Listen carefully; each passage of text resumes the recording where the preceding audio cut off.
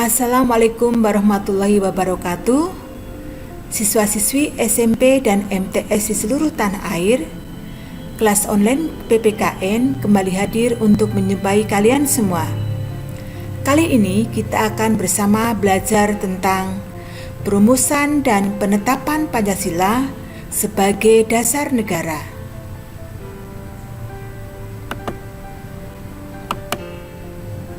Subpokok bahasan yang akan kita bahas di hari ini, yang pertama, perumusan Pancasila sebagai dasar negara. Yang kedua, penetapan Pancasila sebagai dasar negara. Untuk semangat pendiri negara dalam merumuskan dan menetapkan Pancasila sebagai dasar negara, akan kita bahas pada video yang akan datang. Pancasila sebagai dasar negara merupakan hasil perjuangan para pendiri negara. Mereka adalah orang-orang yang berjuang untuk mendirikan bangsa dan negara. Jasa-jasanya sudah seharusnya selalu kita kenang dan kita ingat.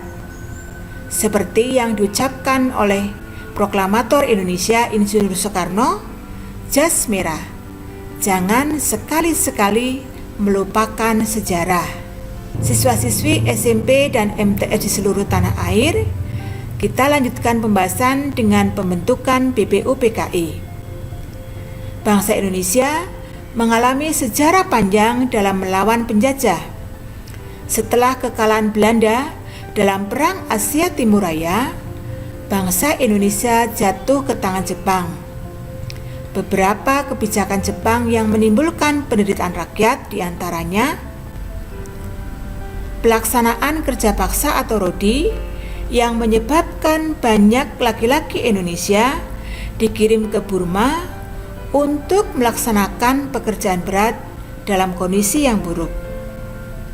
Pengambilan paksa berupa makanan, pakaian, keperluan hidup secara paksa dari keluarga-keluarga Indonesia. Perbudakan paksa dengan perlakuan yang sangat buruk dalam kam-kam tahanan. Janji Jepang. Jepang mulai menguasai wilayah Indonesia setelah Belanda menyerah di Kalijati, Jawa Barat pada tanggal 8 Maret 1942. Semboyan Jepang pelindung Asia, Jepang pemimpin Asia, Jepang cahaya Asia untuk menarik simpati bangsa Indonesia tidak sesuai dengan kenyataan. Siswa-siswi SMP dan MTS di seluruh tanah air, kemenangan Jepang di Asia tidak bertahan lama. Pihak sekutu, dalam hal ini Inggris, Amerika Serikat, Belanda, melakukan serangan balasan. Melihat hal itu, pada peringatan pembangunan Jawa Baru pada tanggal 1 Maret 1945, Jepang mengumumkan pembentukan Dokuritsu Shunbi Toshake atau Badan Penyelidik Usaha-Usaha Persiapan Kemerdekaan Indonesia atau BPUPKI untuk menyelidiki usaha-usaha persiapan kemerdekaan. Nah, janji Jepang membentuk BPUPKI diwujudkan pada tanggal 29 April 1945 dengan anggota berjumlah 62 orang tokoh-tokoh bangsa Indonesia dan 7 orang anggota perwakilan dari Jepang. Pimpinan BPUPKI ditunjuk Dr. KRT Rajiman Widyodiningrat dengan wakil ketua Ichi Bangase Yoshio dari Jepang dan RP Suroso. Siswa-siswi SMP dan MTS di seluruh tanah air, setelah dibentuk, BPUPKI mengadakan sidang sebanyak 2 kali sidang resmi dan 1 kali sidang tidak resmi. Sidang pertama pada tanggal 29 Mei sampai dengan 1 Juni 1945 membahas tentang dasar negara.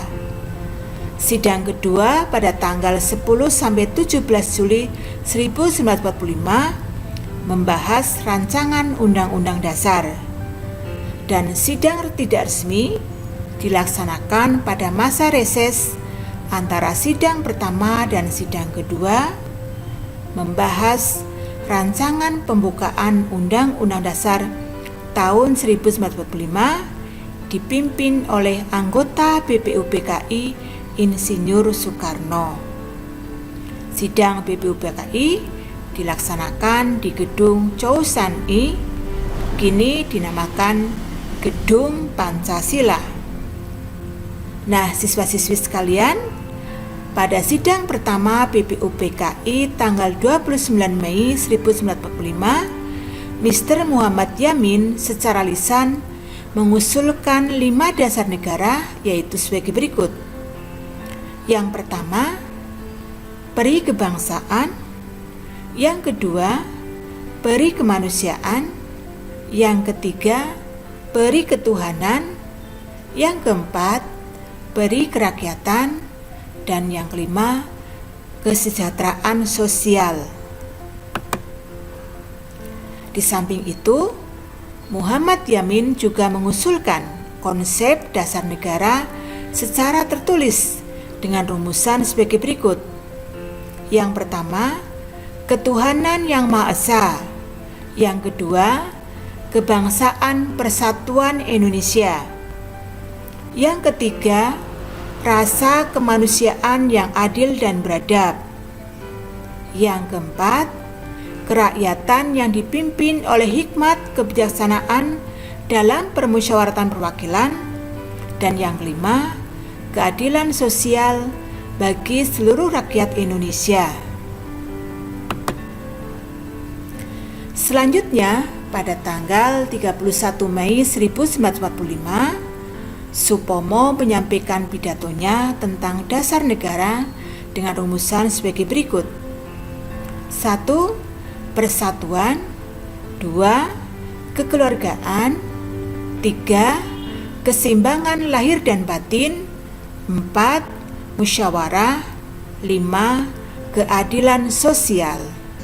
Siswa-siswi SMP dan MTS di seluruh tanah air, pada tanggal 1 Juni 1945, Insinyur Soekarno menyampaikan pidato tentang dasar negara berbentuk filosofis Grundgesetz atau Weltanschauung yang merupakan fundament filsafat, pikiran, jiwa, hasrat yang sedalam-dalamnya untuk di atasnya didirikan Indonesia merdeka. Adapun rumusan yang diusulkannya adalah sebagai berikut. 1. Kebangsaan Indonesia. 2. Internasionalisme atau peri kemanusiaan. 3. Mufakat atau demokrasi. 4. Kesejahteraan sosial. 5.